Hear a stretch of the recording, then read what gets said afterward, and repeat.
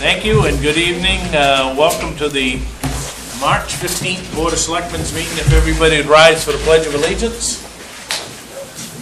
Pledge allegiance to the flag of the United States of America and to the republic for which it stands, one nation, under God, indivisible, with liberty and justice for all.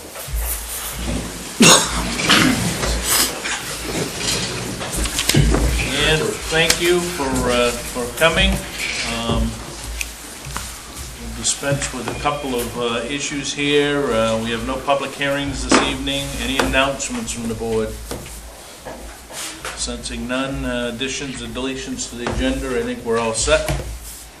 So we get down to appointments. Mike Gilpatrick, CEO. Let's talk about 911 corrections on Colby Drive,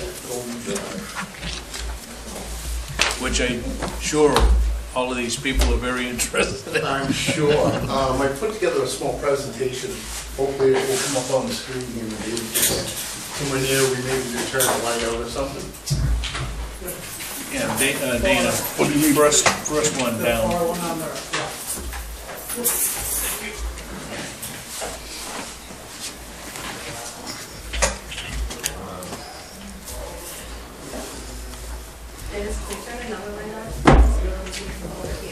Come on. The Second one?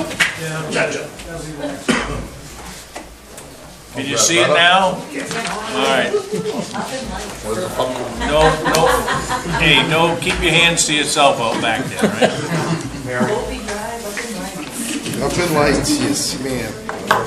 Mary, behave yourself. Okay. All right, good evening. Good evening, folks. First, I'd like to show some correspondence from the code office regarding our review of Colby Drive. This is a letter that was prompted based on an ambulance request at 1 Colby Drive. The dispatcher immediately picked up on the inconsistencies between the caller's statements and the database that's provided by the state. Our office was notified. We immediately reviewed to change some of the numbers so that they would match the database. Most of you residents of Colby Drive are aware of that, as you received some letters that were dated, I believe, February 2nd.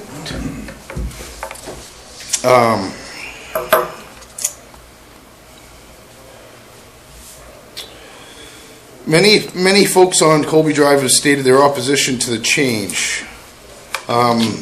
Some folks have made some comments stating that maybe these were guidelines and could be subject to interpretation. Outlined in the next few slides, as you'll see here, you can see that this is actually an adopted ordinance. At the top, you can see adopted June 3rd, 1995, and amended again April 25th in 2003. Where this is adopted as an ordinance, this makes this no different than the Shoreland zoning ordinance or the town of Waterboro zoning ordinance. And the authority is clearly outlined in section 2 here. It says this ordinance is adopted pursuant to the consistent with municipal home rule and has provided for Article 7, Part 2, Section 1 of the Constitution of the State of Maine. And there's the title that follows as well. Looking at the purpose, at the top here, the top line, no matter how convenient the repairs may be or difficult it is, it's very difficult to minimize the intent. To enhance the easy and rapid location of properties and delivery of public safety and emergency services, postal delivery and business delivery. Section 5 down here also outlines another issue with this particular development. The numbers shall be assigned every 50 foot along both sides of the road. Next, please. And Section 6 addresses the expectation of repairs and potential changes. Every person whose duty is to display the assigned number shall remove any different number which might be mistaken or confused with the number assigned in its conformance with this ordinance. Next, perfect. Appendix D.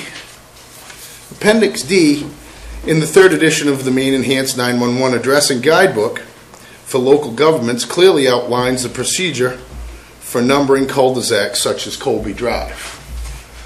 Those without buildings in the center portion should be numbered as if the center line of the street bisects the cul-de-sac with odd numbers on the right, even numbers on the left. The numbers meet at the far end in the center area. Next slide, please.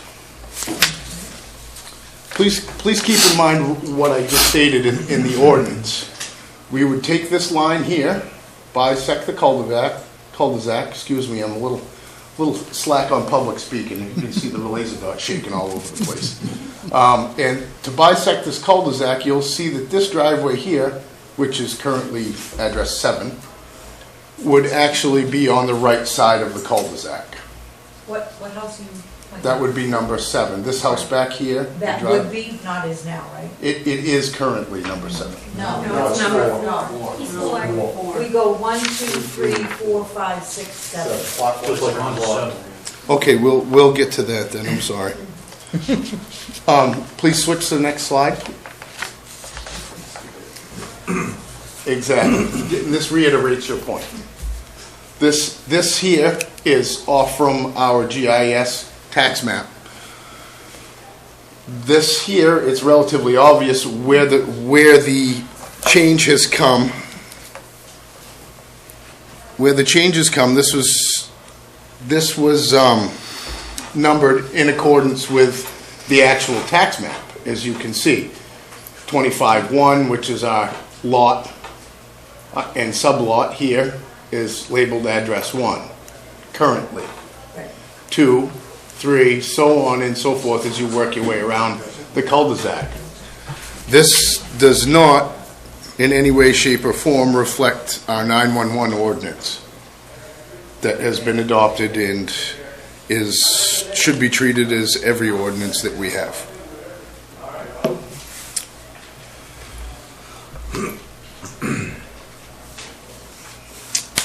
And once again, that was approved June 3rd, 1995.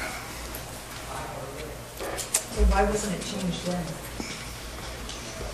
I wasn't here, ma'am. I don't Oh, I'm know. sorry. I'm just...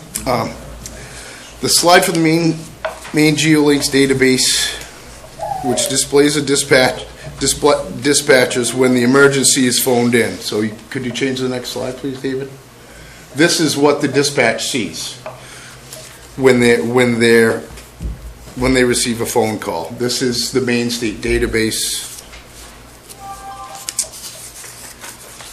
Clearly, a change has been made to reflect the ordinance. However, it appears the occupants had not been notified. If my family members lived here, I would hope that they would reside. They would reside in this was 7. This was labeled 7 here. So I actually was under the impression that it carried that number all the way through, which is not the case. It would be 4, as you had stated. Okay. In a serious emergency, however, seconds are crucial, as we all know. We have a next slide that is the directive from Erica Sterry, the 911 GIS coordinator, emergency services of the Emergency Communications Bureau of Augusta. These changes are not suggestions that is to be consistent with the ordinance. It says the numbers should be assigned on a standard numbering interval such as 50 feet. Regardless of whether the existing structure for every number or whatever the minimum road frontage requirement may be. This provides unused numbers to be assigned for future structures to be built between existing ones. This portion of the ordinance was not observed, as you could tell. It'll be more and more evident to you as we move on in the next couple of slides. And then once again, the odd numbers should be assigned to structures on the right side of the road and even numbers to the left. As numbers ascend from the number origin, meaning Route 202 in this particular case, if part of the community is already physically addressed in the opposite fashion, however, they give us the ability to continue that throughout the neighborhood. And as I said, this was from the Emergency Service Communication Bureau. So moving on, this is labeled as directed.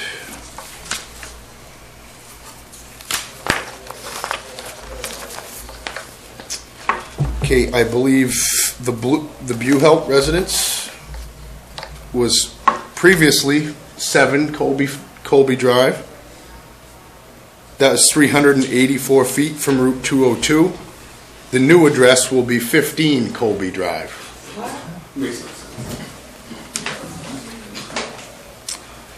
Swartz residence currently reflects 6 Colby Drive. This one is 570 feet from Route 202.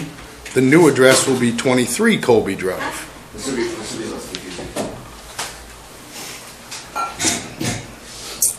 The Berube residence currently reflects Route 5 of Colby Drive, which is 660 feet from Route 202.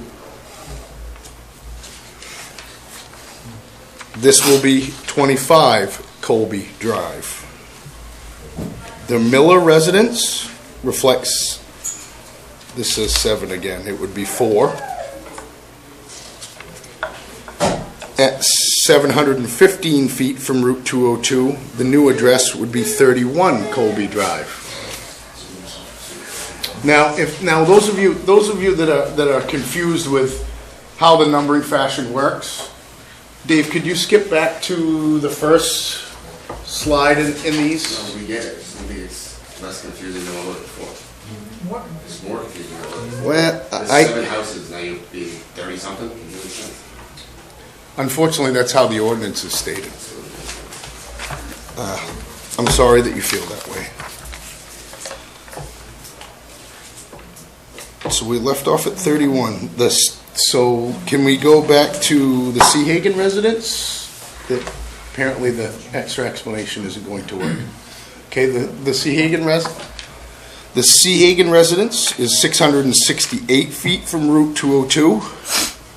The new address will be 28 Colby Drive.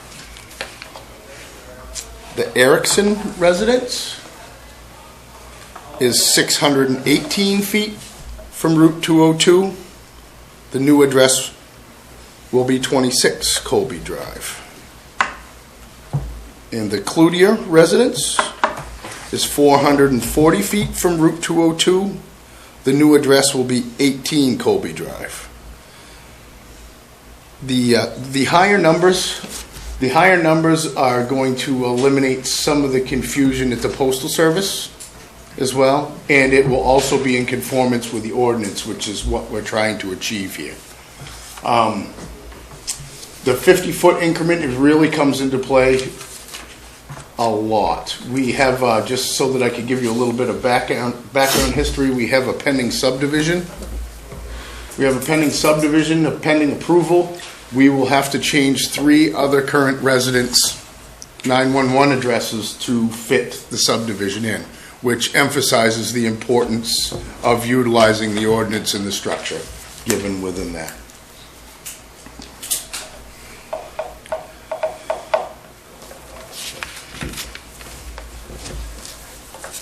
The ordinance itself is created by the state 911. Correct. And adopted by the town. Correct.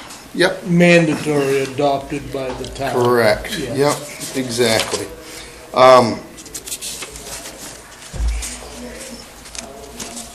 I'd like to just take a few minutes to move on. We can move on to the next slide, Dave, if you'd like. These are, and any of those that are looking for further explanation or even fact-checking, these are the references that which are used. I'll be happy to give those to anybody that would like to read through the material to determine why and how we arrived at this. I'd like to take a minute to inform all the residents of Waterboro how many repairs and or investigations are going on currently with the E911 system. Please go on to the next slide, Dave.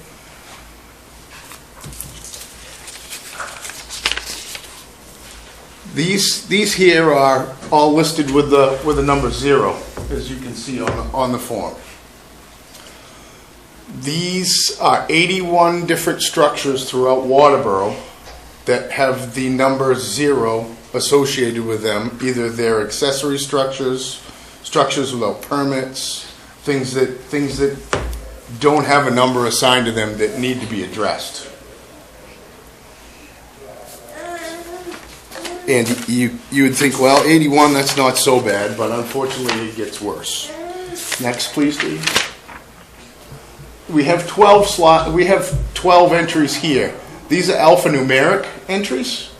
These all come from the state's GIS program that are deemed problem areas that need repair. These are all alphanumeric addresses that could either be duplexes, somebody has an in-law apartment, things of that nature where there are multiple residents on one parcel, and they need to be investigated to make sure that these are accurate. And last but not least, we have the inconsistencies. Wrong sides of the road, incorrectly numbered. There are 110 of these that need to be investigated and looked into. Please, I want to make it very clear that I've been here a very short amount of time. I certainly am not looking to tip the apple cart over. I'm just merely trying to do my due diligence. These are all issues that have been around for a number of years, and as GIS improves and accuracy improves, we're going to find more and more, or hopefully, if we do make the right repairs, we'll get to the point where we're making less and less repairs, but there'll be more and more things to investigate. Please keep in mind, not all of these items to investigate, so we have over 220 addresses that need investigation here in Waterboro. Please keep in mind that not all of these will necessitate changes, but there will be an investigation to find out what exactly the error is, if there is one. I understand this is a great inconvenience to you folks on Colby Drive. However, this particular instance has taught me a valuable lesson in code enforcement. I've been doing this 6 years, and I've been able to get by to this point in my willingness to work with people and compromise. Unfortunately, in this particular instance, the ordinance is the ordinance, and we need to conform with the ordinance.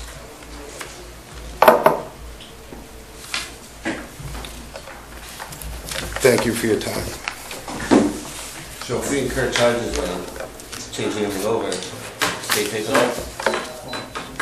Snap the light. I don't have an answer for that. I don't know what the state will pay or what they won't pay. I'm not sure. It's an error that needs to be repaired. Any questions for Mike or the board? You kindly step to the mic and express your name. Hi, gentlemen. My name is William Buhel, and I am here with 100% of the families on Colby Drive, 1 through 7.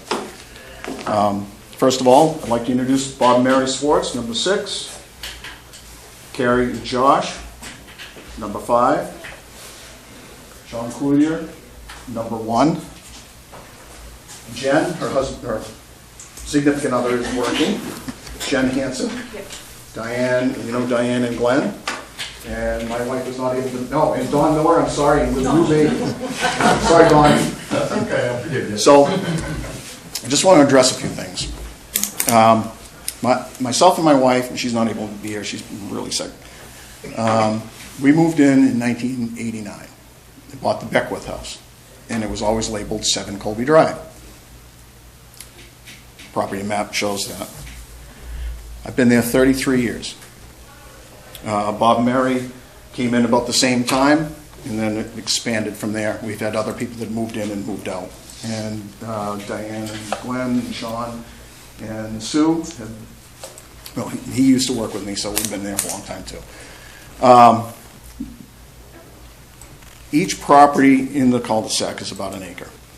If you drive in, and I don't know if any of you gentlemen have been in there, but you can see it's basically, you can see every house. It's like a big, it's like a, if you look at it, it's like a dandelion with a flower, with the petals all the way around it. You can see everybody's house.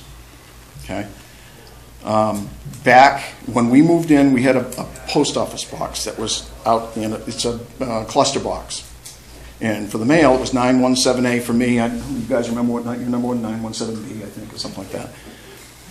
Then later on, they changed it to RR1 box 2081. It was changed, the mailing address. And then they came in with they started coming in with the E911 system in 2002. At that point in time, the people that were living in Colby Drive, including the 4 of us that had been there longest, objected to it. We spoke to the selectmen, and they agreed to keep our addresses the way they were, clockwise, 1 through 7. Okay, I think Mike has indicated to me over the phone that they have those documents. You guys have those documents here, and I know Diane still has a copy of her document, because I think I lost mine when the cellar flooded one time. So we agreed with the town. Time goes on, okay, and in apparently 2012, the 911 system changed. Now, I've been pushing a black and white for 35 years, and I work at the PSAP that you guys, to the town of Waterboro, goes to. I work in there every day. I know the inners and outers of that dispatch center. I know what it's like. I know, and as of a few months ago, when I checked my GIS system, when I checked the GIS system, it showed number 7. I go to Google Earth, it shows number 7. Just recently, and I'm assuming that due to a response from a EMS worker to Sean's house, that there was an issue, and they put in a slip to change the address. That's how easy it is to change the address in the 911 system. And I would argue that Title 30 gives the town the power, the authority to accept the 911 system. And I would argue vehemently that it's not a mandate. You have the authority to change things, to adjust. And I know that to be true. You have the power to adjust things. It's not a mandate. And I can use what he's posted up there. It says, you shall do it. It doesn't say you will do it. It's not a mandate. I know that. Well, shall says shall. Not in legal terms, it doesn't. Versus may. It So shall. legally, we get Yeah. into this all the time. And again, I work with the legal Shall or system may. all the time, so I understand it. Okay. Okay, and I'm not, I don't want to argue. You guys are the authority to change the system. We, as a community, we look out for each other. We ask you folks, because you have the authority to change this, to adjust the ordinance so that we can maintain 1 through 7 clockwise. It's not broken. It's never been broken. And let me just read off a few of the problems that we're going to incur. First thing, somebody wants to sell a house, refinance, deeds and titles, attorney fees, utilities, the billing nightmare, insurances, home, auto, addresses changes. I'm getting ready to retire in a year and a half, and I've got to start thinking about that. I've got to change that all around too. Okay? Our bank system, our financial institutes, medical providers. There's a whole nother nightmare. I know you folks are very familiar with it. The post office, well, it's been working for us. I mean, every once in a while we get a package from one another, but hey, I'll bring it over and drop it off. Registrations, passports, personal identification, taxes. You still have it as 7 Colby Drive on the tax map, my address. And I don't claim to speak for everybody here, and I hope that, if they do feel as though they can stand up and explain their feelings to this, I think they should. I'm just here to give you the initial information, tell you what we think.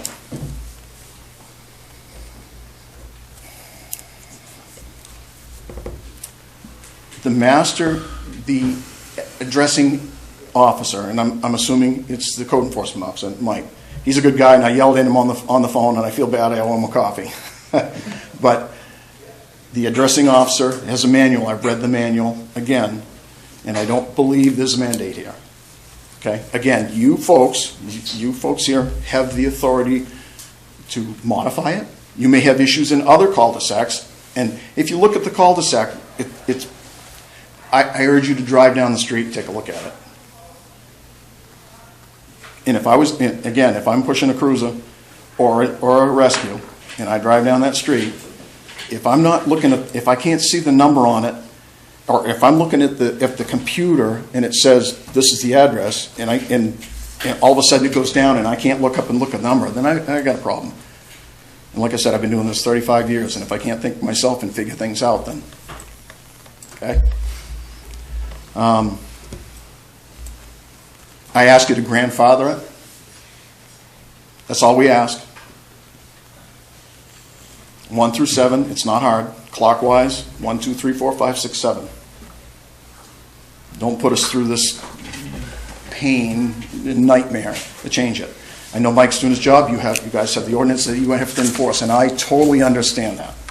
If you've got a road 1.5 miles long with spaces in between, roads coming in, I understand that. And I'm all for the 911 system. I work with it every day. Like I indicate, Jen's a 911 dispatcher. Sean Cludio is a former police officer. Any questions for me? I'm done. Please feel free. I'm all set. Yeah, I'm good. Chief? Thank you. Anybody? Anybody else? Hi, Diane C. Hagan. I spoke with Mike. We received our initial letter on January 13th about the change.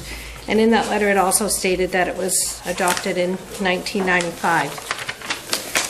So we've gone through, and in speaking with Mike, I do have a copy of the Town of Waterboro, and it was signed by the Waterboro Addressing Committee, that we were assigned number 3 back in 2002. I have sent emails back and forth. I have spoken with Erica Sterry up in Augusta. Second time I spoke with her, she was very angry, very belligerent, didn't appreciate her conversation. So this is probably another reason why we're here. Tried to carry on a decent conversation with her, and she wasn't having it. Appendix D, property numbering recommendations for cul-de-sacs. It's a recommendation. It's a suggestion. It's not, you have to do it. It's a recommendation. We were supposed to have a meeting with Mike, and that got canceled. So then we got another letter saying that we would have the meeting tonight. Let's see. I have checked with the Registry of Deeds. Our deed is okay right now until the change goes through, if the change goes through. So that's a whole nother issue. I have checked with Lisa Bennett. She has us, currently we are number 3. They have us as number 6. So if they came to if we called in anything, they would go to Schwartz's house because they're number 6 right now. So that's going to delay our time. So that's already been changed. It's already been changed in Augusta. And it's already been changed on the map that I saw with Matt February 1st when I had a meeting with him. So, ergo, I'm not in favor of the change. We have been there for 32 years. We've not had an issue. As Bill stated, it can be changed pretty easily. We all look out for each other on the street, so that's not an issue. So, as far as our tax map up there, there's going to have to be changes made to that also, I would think, with us changing our numbers if and when they have to be changed. So then I have another question. This is probably for you, Mike. Have you submitted your addressing officer form to the state? Yes. That's been stated, okay. And did you submit to the state the enhanced 911 MDOT M.R.S.A updated form? Have these all gone up to the state where they have our addresses reversed now? No. That did not go up? Did that go over to the fire station? How did all the numbers get to be to where they are? So that we're discombobulated right now in 3 areas with the state, your office, and the fire station. The state, Mrs. Seahaven, has not been changed on the database. That was the information that they had originally. And the first attempt in which we made to change your address, we sent out the letters suggesting the changed numbers. Every time we do a 911, we issue a 911 address or a change, that is all internal. What happens is the same letter that you get goes into the mailbox for the fire department in the break room. Okay. And then the numbers are changed and the numbers are changed in Trio. As soon as the change starts to take place, we have an email that goes to the post office, then there's the fire department, and then there also was one that goes to the tax collector.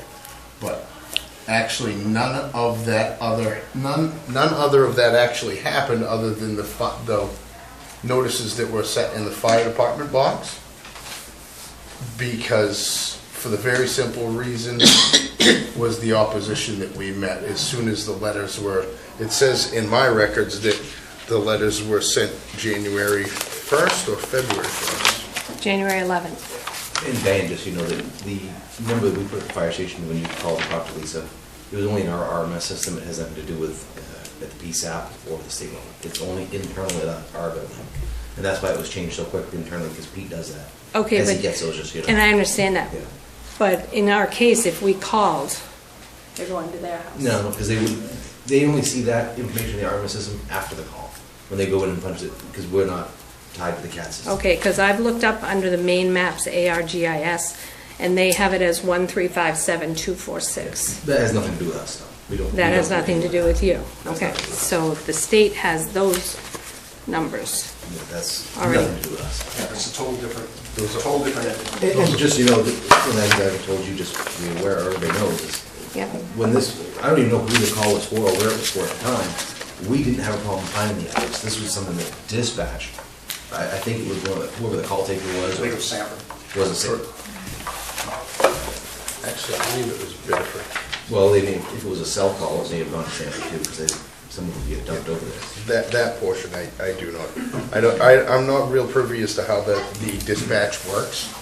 All I know is that they work off the database that we provide through Erica Stairs. Someone saw it on probably And they're on- any alley, whatever you want to call it. And here is the underlying issue. There are several.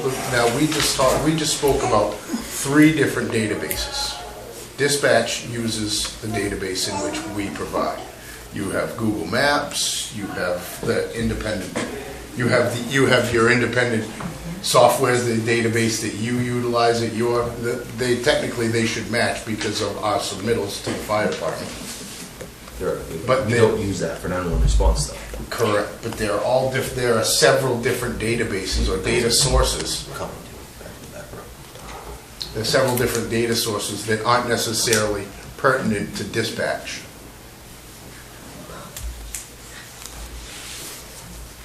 I think Bill can follow. Bill? Just to Todd. give everybody a I'm all set. little bit of a brief understanding of 911 system.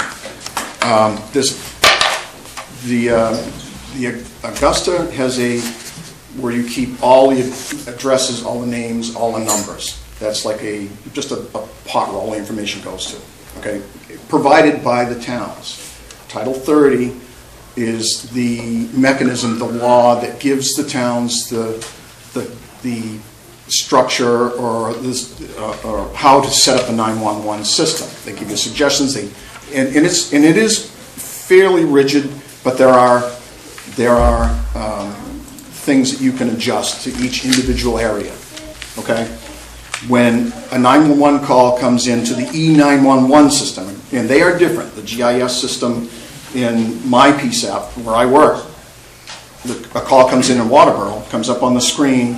The dispatcher takes the call, enters the address, and it goes into just like Google Maps. Zip, there it goes.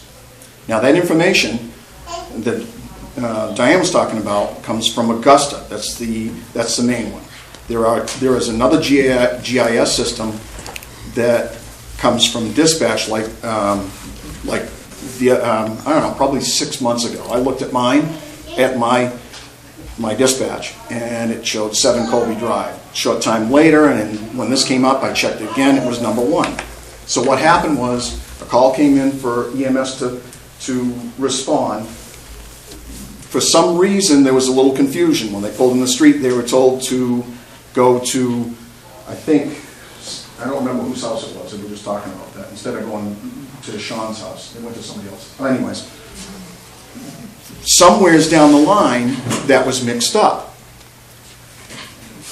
The easy portion of this whole thing is to code enforcement, and I'm assuming that Mike is the addressing officer of the town. Am I correct? That's correct. He's got a book that gives him the guidelines and the recommendations. Okay, and that's fairly straightforward by the state. All that information again goes into a pool up in Augusta, and if he sees that there's a difference or there should be a change, there's a slip, goes to Augusta, bing, change. All they are is the holder of the information. They don't make the town of Waterboro, you have to do it this way, you have to do it this way, you have to do it this way. They don't do that. I think you're fairly familiar with the 911 system, so you can confirm what I'm saying. The state sets a does not set the mandate. It gives you guidelines and strong recommendations. And again, I'm all for the 911 system because I don't know how many times it's saved. But on that outside chance that I don't get it, I better be, as somebody that's worked the road, I better be able to look at the numbers on the street. And it doesn't. Here's a perfect example. City of Biddeford. The odd numbers are on the right side. You drive across the river to Saco, the odd number's on the left side. Okay, they're okay with that. The Greenfield Lane is a big cul-de-sac. You drive into Greenfield Lane in Biddeford, all the odd numbers on the outside, and they have houses on the inside. They're the even numbers. It's what the town or the city looks at. They make that determination, they make the judgment, and they set it up as they see fit. And that's the point I'm trying to make. You guys have the authority to grandfather us, and that's what we're here to do, is to ask you to grandfather us or set 1 through 7 around the circle. And if you drive in my community, my home, you will see that you see everybody's house. They're all facing, and you can't build in the center. There's no way to bring in other streets. It's basically an enclosed area. So I'll leave it at that. So any more questions and thoughts?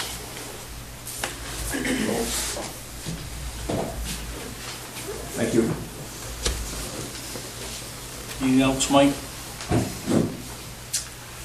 So what, I mean, ultimately, and we're gonna have to have, we'll have to have some discussion with certainly some guidance from legal and everybody else. Title 30 authorizes us to be able to create an ordinance, right? Correct. The ordinance was created, 1995, and I can remember going through this, and we changed names of streets at town meetings and the whole 9 yards.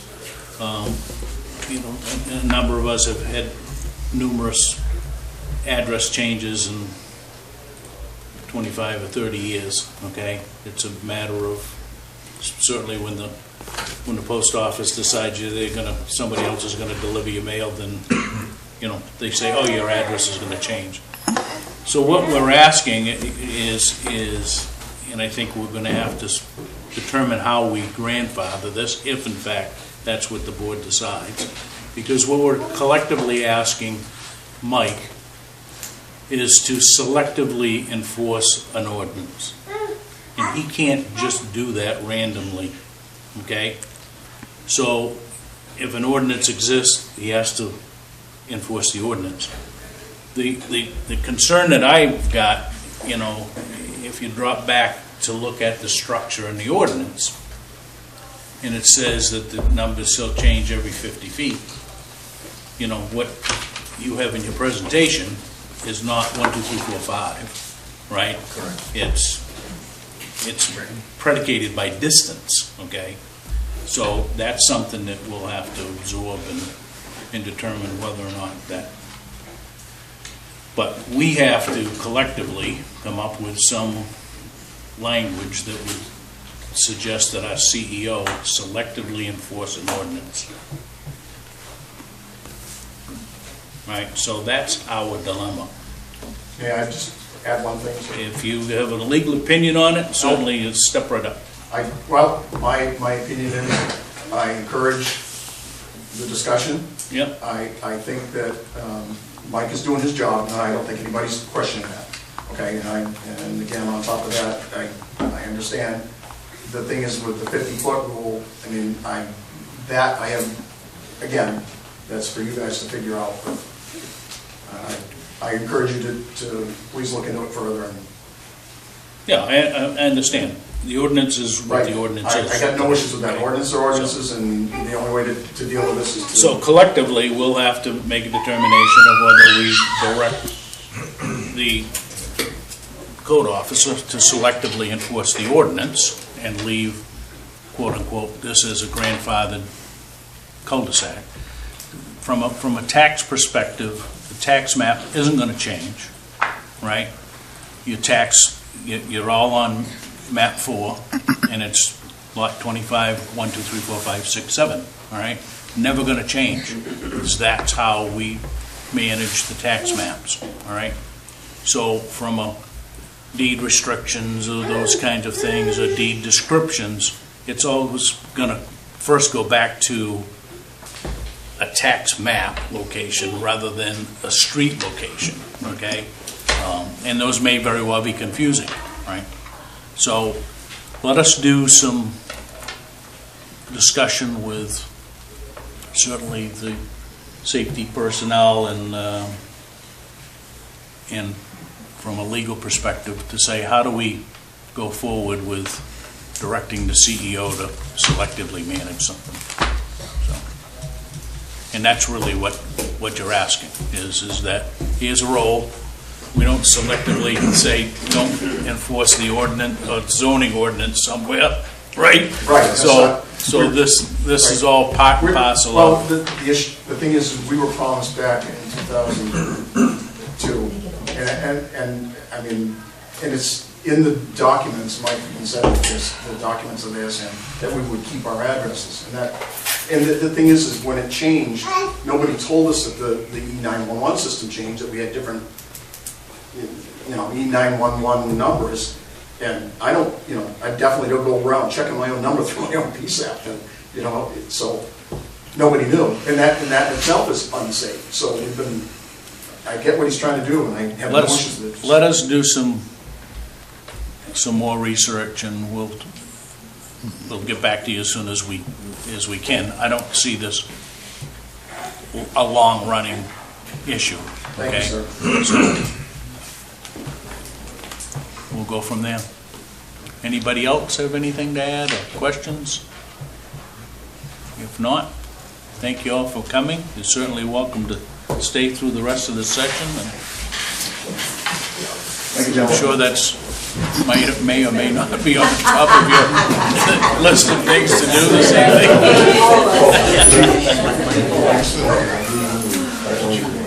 Yeah, we need Christine. No, Oh, okay. she can't come in just by herself. Quick on you have on the agenda, Yeah, consent agreement? we assigned, at least 4 of us have signed it. Okay, I think we're waiting on one.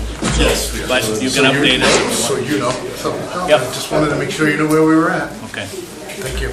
all right. Thanks, Mike. Thanks, Mike.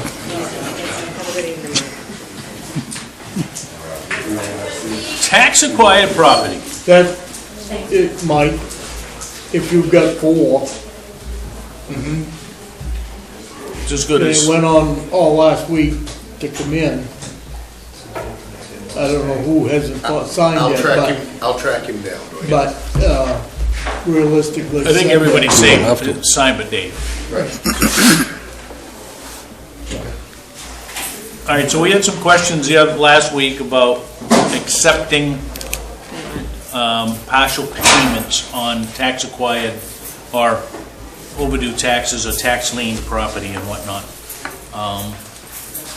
So we wanted to poke at the ordinance a little bit, or the policy, I guess, is really what the selectmen had created, right? It was a selectmen policy that was signed by 3 selectmen back in 1999 or something like that. 98, yes, sir. 98. So, and I think Natalie provides probably as good a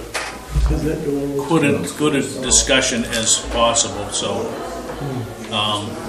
it would appear to me, based on where she has taken us, which is the tax acquired property ordinance, Right? that section 7 of that allows the select board to claim a property back to the delinquent taxes, costs, and interest are paid within 1 year from the date of maturity. So that would appear to allow us to accept partial payments, Okay. unless Somebody reads it wrong. No, that's the way I read it, and I'll make a motion that we allow Christine to take partial payments at this point. Should you try to, or repeal or get rid of the policy versus, and keep the ordinance, because the ordinance allows you to do it. Yeah, let's tee the policy up just to kill the policy, right? I mean, we don't need to necessarily do that tonight. I think we can add that to the agenda to vote to.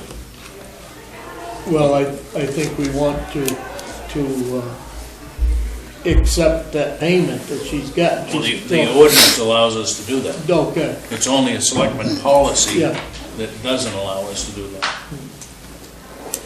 So I would say that we would collectively, if you want to make a motion to kill the policy, that's fine with me too, but Do we need to? I don't think so. I think Okay. it's very clear that I just don't want that check out there sitting and somebody trying to get caught up. Yeah, I mean, I mean, if they don't get caught up between now and the time we have the auction, the piece is still gonna go to auction. right.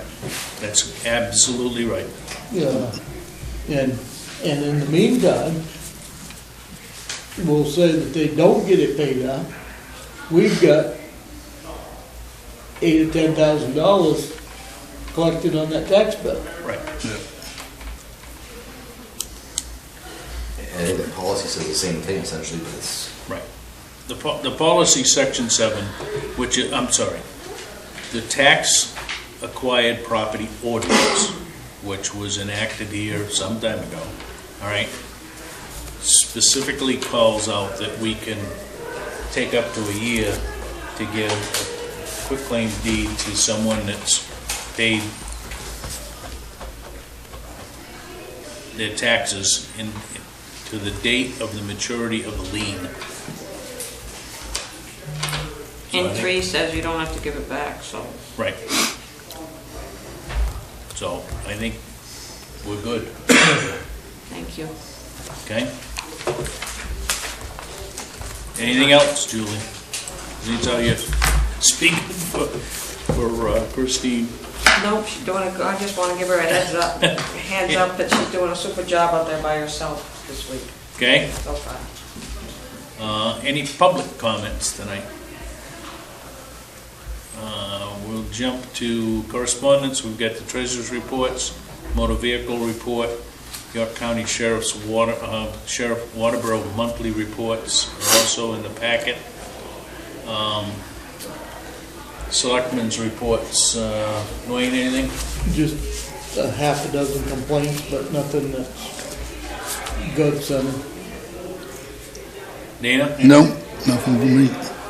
And I am headed to Eco Maine on Thursday for development of the annual budget for this year, so I'll express our disenchantment with the $3 increase.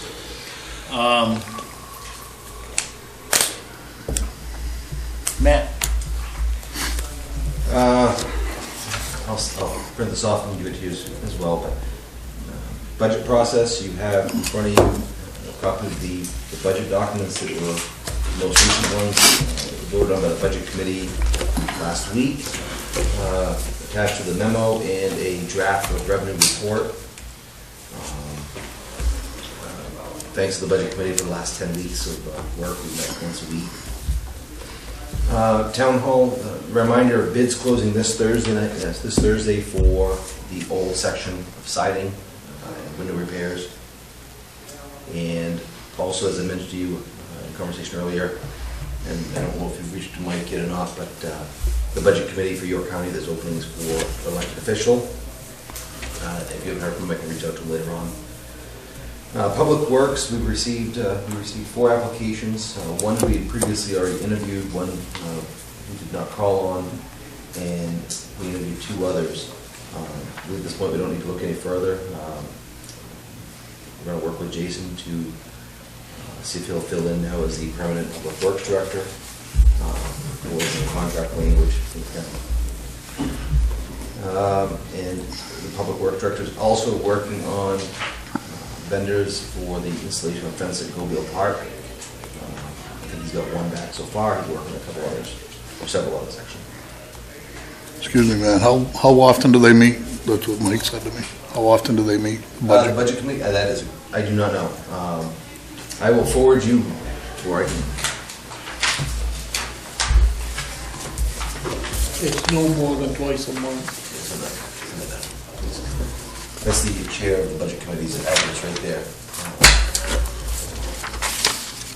Oh, you're asking for a friend. That's all I can. Well, congratulations, Jason. We'll work out the semantics of your employment as the Public Works Director here in Waterboro. So we appreciate you stepping up and the work that you've done so far, and certainly that comes with a lot of praise from a lot of folks on the board. So 2022-2023 budget. So the budget has to be submitted by the town administrator / budget committee as of tonight, or as of actually last night, but the 14th is 90 days away, June 14th, which will be election day. So everything is prepared. We have budget committee approval numbers. The piece that we need to I guess, work on is, rather than just showing up here on April 5th, let's at least identify an opportunity to have a workshop with the board. The Budget Committee certainly will invite them and get their input as to some of their recommendations. But if everybody's amenable to, you said you're tied up the last Tuesday of the month? Yep, last Monday So, and the last Tuesday of this month. Do we want to meet next Tuesday night? Could try, Can you do yeah. that? Yeah, we'll definitely I try. have no problem with that. Okay, so we'll make sure that Mikey and Dave know, and we'll get everybody together. And are there any department heads that we need to talk to, that we want to have at that meeting? We'll send an invite to them. Okay, yeah, I mean, they're certainly welcome to come. So next Tuesday night, 5 o'clock, work, 22nd. we'll have a workshop on the budget, and we'll ultimately vote on the approval that will go to the voters on April 5th. It's going to be done by April 14th, which is 60 days prior to the vote. So the 5th will be our next opportunity to approve it. So, any questions of Matt on what's in the document tonight? We did get some good news while Matt and Shirley and I were talking about tax rates and all of that, a potential impact on taxes. Earlier today, it looks like our revenue sharing will be, what, $1 million? Just north of $1 million.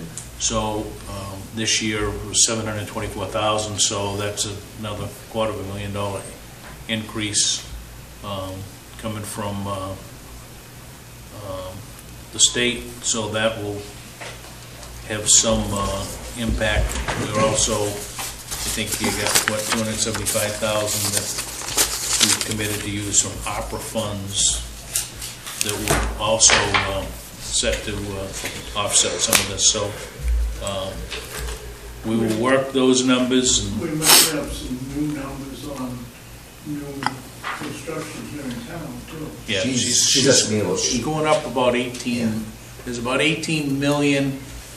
When we looked at permits issued, it was like 26 million, but she's got evidence that 18 million has been completed.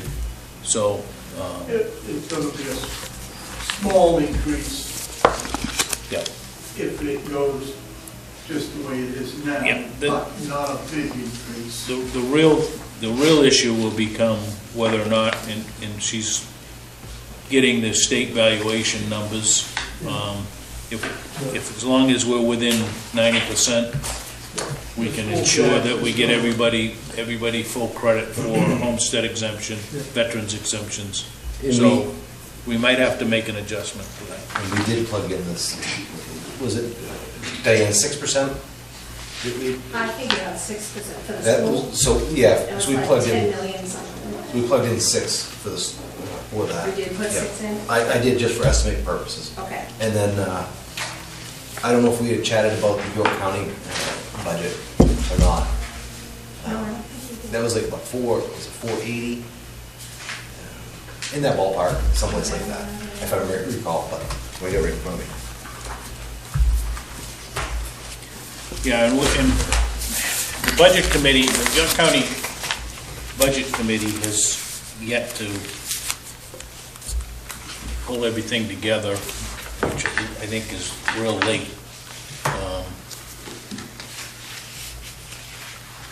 460 is what we just plugged in there right now. Yeah, it was 460 this year, so We've got it. my guess is it's not going to go nothing but up. So we might need to make an adjustment with that, so. All right. Item B, discuss vote on deposit to put down on to hold the potential acquisition of a new compactor. Shouldn't say new, a rebuilt compactor from Atlantic Recycling. The one that we currently have and everybody drives up to on a weekly basis is a 1985 version or 83 version or something. 83, that was pretty. So, certainly long overdue to be replaced. I think his total bid to install and thing is like, what, 39,000, so we've got, and he's committed to that, so Yep, we're, $39,995. and so we've got an article in the capital plan in the upcoming budget for 40,000, assuming that will get passed, but we can, in order to, so he doesn't go out and sell this thing,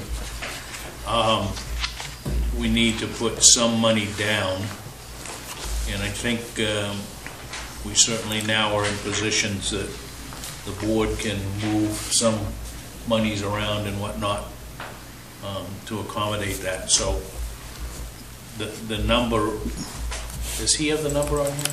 So when I went back to him the second time for the quote for the full install, Yep. it pushed the down payment price up from $5,350 up to $9,998.75. Since then, I've gone back to him and asked if he would take the initial down payment for just the purchase of the compactor. Yep. He has agreed to that. I was supposed to have that document for tonight. I have not received it yet. I sent him a message today. So I'm assuming it'll be within the next few days. So just pending on that, I think we're, obviously if you guys, I get the paperwork, you guys, you approve it, we can go from there. I mean, this has been I started this project last year, and then it kind of got put on the back burner when COVID hit. And I reached back to him in August of 2021 to start this process that we're in right now. So Okay. I think most of the people here have seen the condition that the unit we have now is in, and we need to start preparing for that to go. So I guess the question is we can always move the money, but I'm assuming that you're not at where you need to be for spending. So I would say initially, let's just take it out of the transfer station,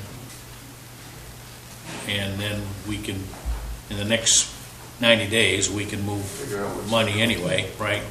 So we can, but the article should be that it comes out of, he has X amount of dollars in his capital equipment fund, right? And I don't remember what that was. I think it was 27 and some change, I believe. So if we cough up 5 now, we would take some monies out of that account, right? Not all of it, we wouldn't drain it, right? So, so the article that will go to the people will be to use some of that capital money that you have in a reserve account, right? But it's really to endorse the spending of $40,000, which will include the installation, right? Yes.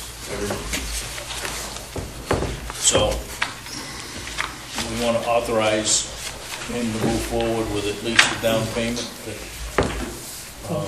that Mac and him. I'll make that a motion. So to hold the 50, what was it, $5,300? $53,500. So $5,400 up to $5,400, right? Josh, what did you say the reason why they went up for the deposit? Because the initial quote that I got was just, I wanted the compactor in our possession. I mean, this one that we have, we're limping it along, but it could go any day. I mean, I think you've come down and seen it. The only thing that scares me about this whole process is if we have to wait until June 30th and something happens to it now, you know, we're gonna be, well, I guess we'll cross that bridge when we get to it, Yeah. but, I guess we do. So he went back for a full install. Right. so, Yeah. So what he So that changed. he with changed down- the down payment on that. Right, Okay. so a little bit of that money was to guarantee that he's gonna get It installed. the install, right? Well, I guess that's what I'm getting at, is if Josh holds back on that, what happens in June or July when we get the rest of the money, they're gonna end up going up on the price of the labor and the install. So if it was me, I mean, my opinion is we should be trying to get him the money from wherever, with whatever his budget is, to be able to do the whole 9,000 something down payment. And then it would- What's the number? 9,998. 9,998. 'cause then And it- that, I guess the question is does that freeze his install number? Can you repeat that? Sorry. Does that freeze his installation number? Yes. Yes. Okay, yeah. so I think you're right, Dana. I think we'd be better off to do that than to do the 5,300. Do we? So that freezes everything. Question, but, yeah. Yes. You've got your most current, I think I emailed you financials as of today. Yeah. If you look at your revenue, maybe I'm stepping out of line, Josh, but, If you see something, feel free. Well, he's way over on his revenue. okay, but what I'm asking, use the money for is just in the metals, if nothing else. There's $18,000 over budget right now. Yeah, but he can only spend what the voters. I understand approved, that, yeah. Right. So, and you certainly have money that hasn't been spent, right? Yeah. So, Can I add one more thing to that? I don't know if we can, but the pavement down back was planning on being done the end of this May.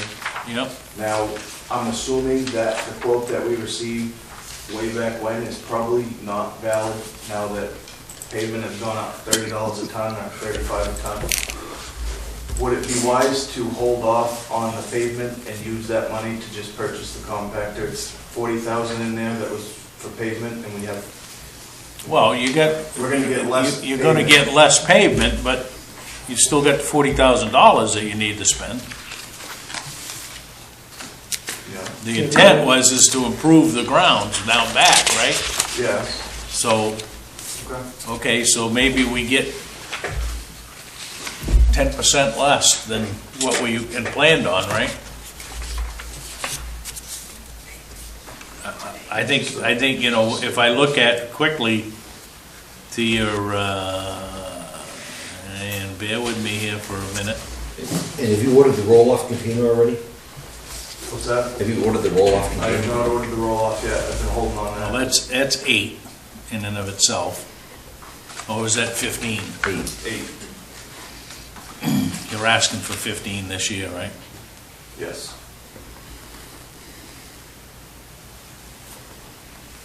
So I would say that if nothing else, you work that piece of it, right? So you're 62% spent as of today.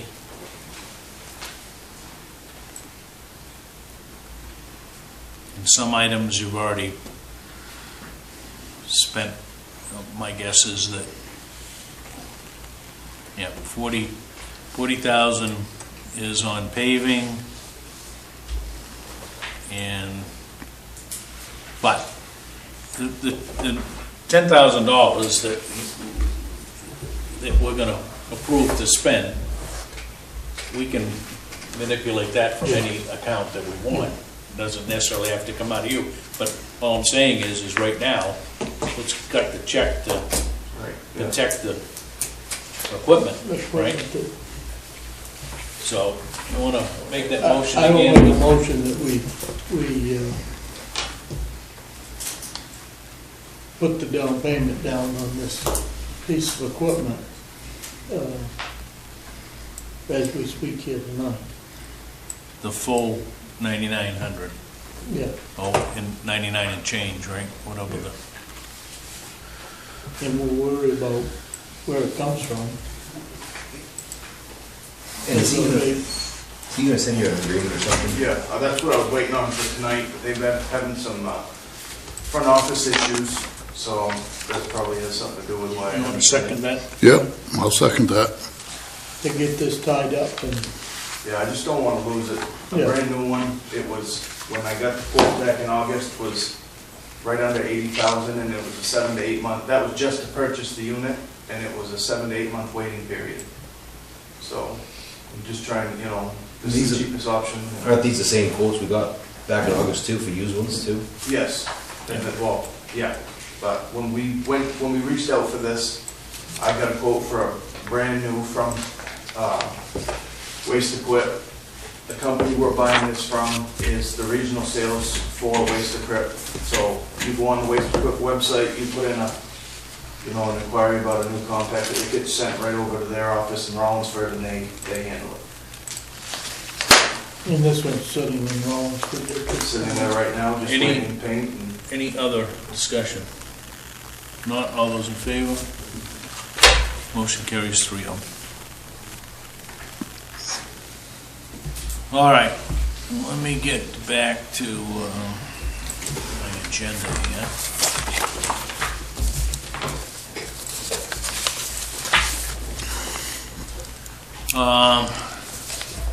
Well, item C, we don't really need to have a discuss vote to appoint a member to various committees.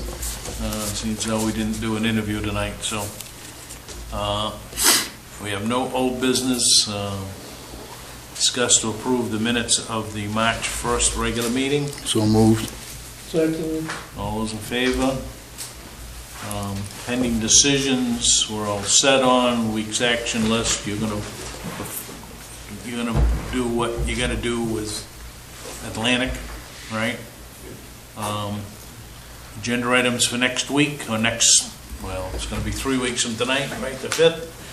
We're definitely gonna have the budget approval, the warrant approval that will go to the voters so that absentee ballots can be ordered, and we'll we're gonna have a workshop.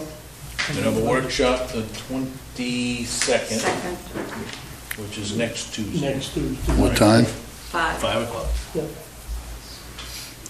All right? And now,